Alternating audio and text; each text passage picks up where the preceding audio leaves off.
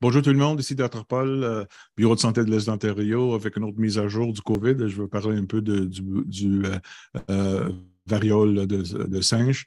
Aujourd'hui, le 10 août 2022. Je vais commencer comme d'habitude avec une mise à jour. Je vais partager mon écran avec vous pour voir les statistiques locales. Donc, on voit que encore on a 18 hospitalisations. Ça semble être stable, mais encore on a 18 à l'hôpital. Parmi deux sont aux soins intensifs. Notre positivité est un peu diminuée si on compare la semaine passée. Donc, on va voir ici le pourcentage de positivité. Vous voyez, on est maintenant à peu près à 14,7 %. Donc, on voit un plafonnement, une petite diminution dans ce sens. Au niveau de l'hospitalisation, voilà, vous voyez, on commence à avoir une stabilisation, mais quand même, on a 18 à l'hôpital actuellement. Au niveau des éclosions, on voit encore peut-être un plafonnement ici. Tous les statistiques que nous voyons ici dans l'Est d'Ontario, on les voit à travers d'Ontario aussi.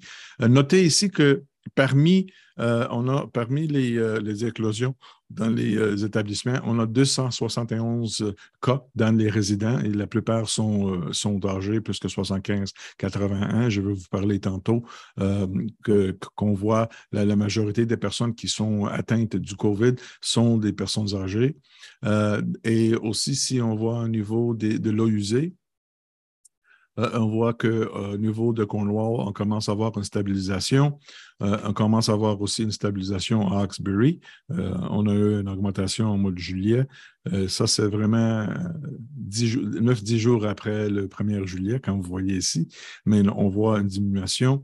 On voit le trajet, la même façon ici.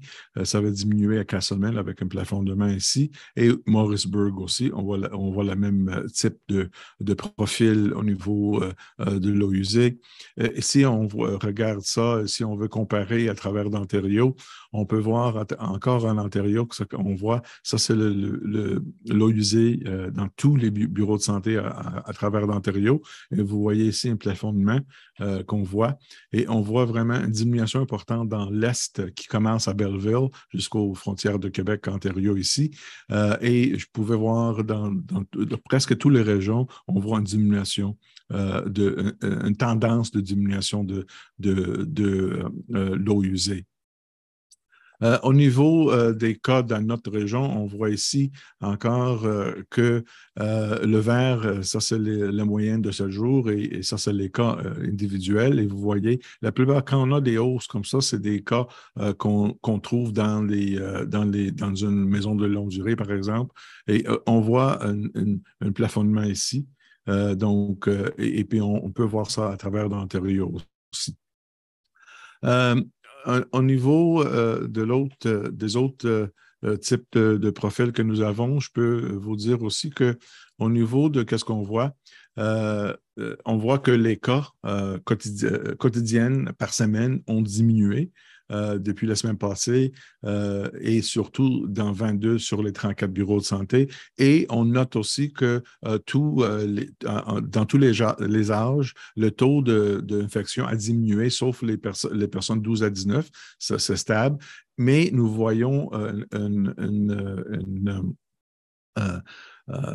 un taux d'infection le plus élevé dans les personnes 80 et plus, et ça s'explique parce que, je vous ai démontré tantôt, la plupart des gens sont des personnes qui sont dans les flambées, dans les maisons de longue durée ou des maisons de retraite, etc. Mais de bonnes nouvelles, c'est que malgré que nous avons beaucoup de cas dans cet âge, on a peu des admissions à l'hôpital, peu de personnes qui sont trop malades et peu de personnes qui meurent. Donc, ça, c'est grâce à l'effet que ces personnes ont déjà reçu leur 4e vaccin qui protège vraiment ça nous donne la preuve qu'on a une bonne protection contre la maladie sévère causée par le COVID. Malheureusement, on ne peut pas prévenir les cas comme tels avec le vaccin que nous avons, mais on attend d'avoir des bonnes nouvelles qu'il va y avoir un autre vaccin disponible au mois de septembre, probablement, qui va contenir l'Omicron. Et à ce moment-là, je prévois que ce vaccin va être beaucoup plus efficace à nous protéger contre la transmission et d'attraper le COVID. Mais au moins, on a de preuves et je suis bien contente qu'on prévienne les hospitalisations, les admissions et on prévienne bien sûr les décès. Au niveau de la positivité, c'est stable, comme chez nous dans notre région. Les admissions à l'hôpital sont diminuées, les décès sont diminués aussi, semaine par semaine, et aussi les flambées ont diminué. Donc, on a toutes ces mesures, non seulement locales, mais à travers d'Ontario, qui nous démontrent vraiment qu'on est en plafonnement et en diminuant au niveau de cette 7e vague actuellement. Je vais parler un peu des vaccins. On voit ici que nous avons bien sûr à peu près 68 des personnes 80 et plus avec la 4e dose, mais on a du travail à faire, ça c'est le vert, pour les personnes 60 ans et plus, parce que ça, c'est les personnes qui souffrent plus et qui vont bénéficier plus avec les vaccins, surtout 3e et 4e dose. Et comme vous savez, depuis à peu près un mois, des personnes de 18 ans et plus qui sont éligibles pourront recevoir le 4e dose, mais on ne peut pas parler du 4e dose, surtout chez les personnes en bas de 50 ans, avant qu'on donne la 3e dose. Et j'ai dit de temps en temps encore, je répète encore, c'est important, que la 3e dose va vous donner une protection plus élevée, va vous protéger beaucoup plus contre la maladie sévère et va protéger aussi une personne qui est infectée malgré qu'elle a reçu la 3e dose, est moins contagieux vers des autres personnes. Donc, ça, c'est très important.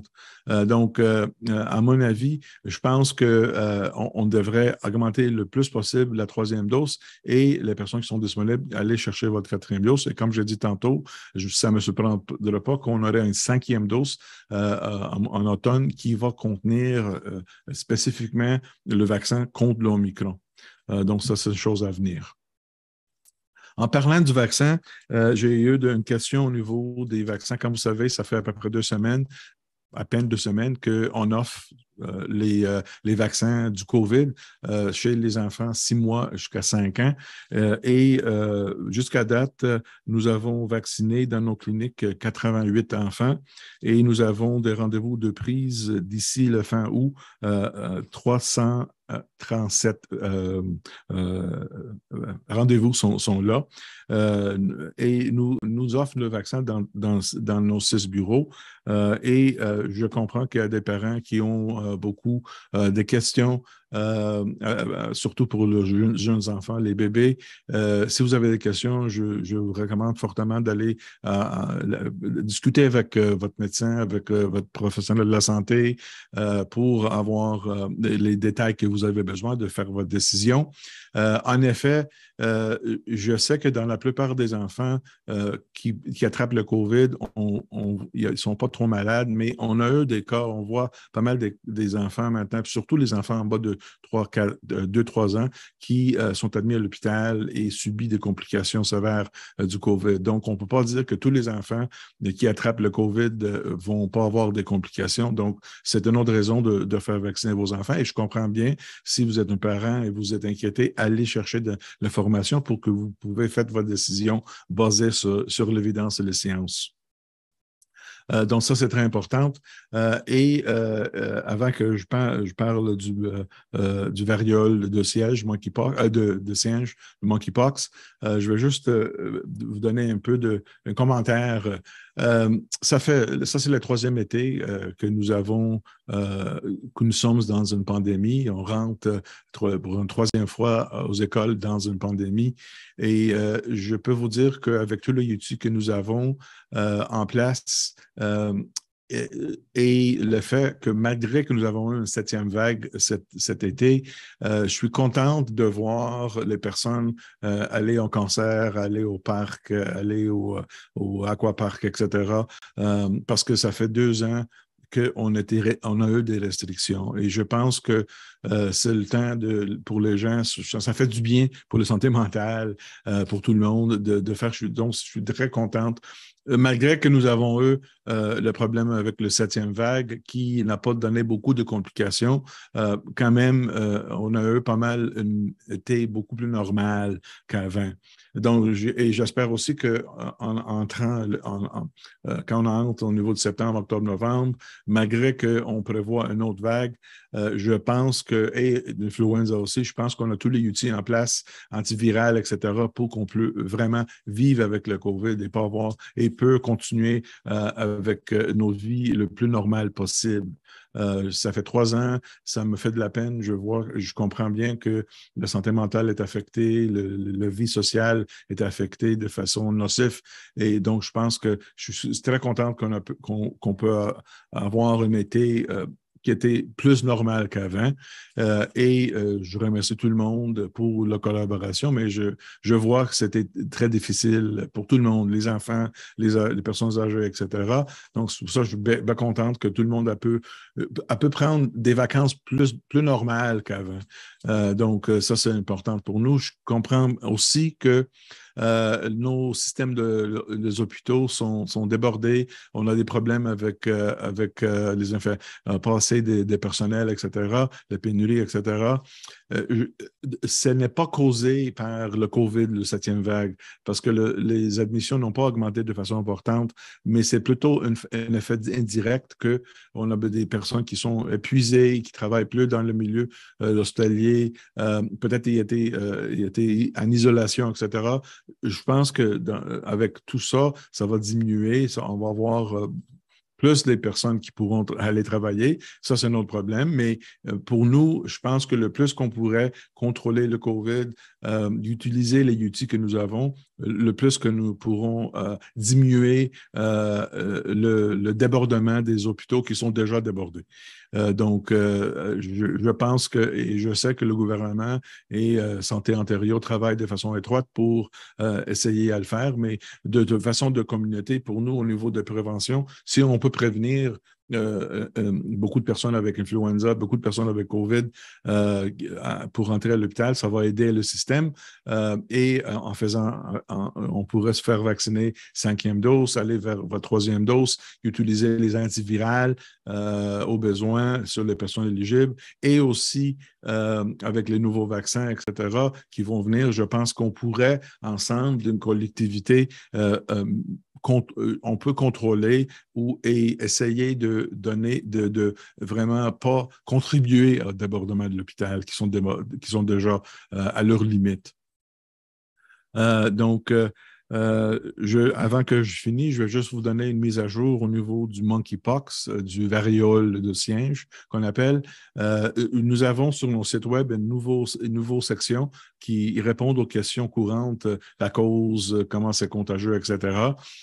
Et nous avons aussi où on pourrait être vacciné. Il faut dire, dans notre région, nous n'avons pas encore eu un cas, malgré qu'on teste pas mal des gens qui sont suspectés, mais sont jusqu'à date négatifs. Nous avons des vaccins en place pour des personnes qui étaient en contact avec quelqu'un qui était diagnostiqué et on le donne. Et nous avons aussi les vaccins en place pour qu'est-ce qu'on appelle la prévention pré-exposition. Au niveau, autrement dit, les personnes qui sont à risque, et nous avons la liste sur nos sites web, pourront se faire vacciner de façon préventive.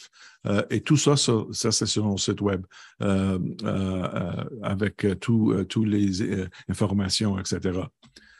Donc, pour le moment, comme j'ai dit, malgré que c'est une urgence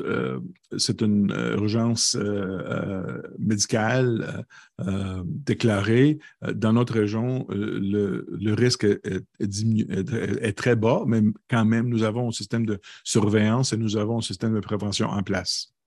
Donc, je vous remercie. À la prochaine.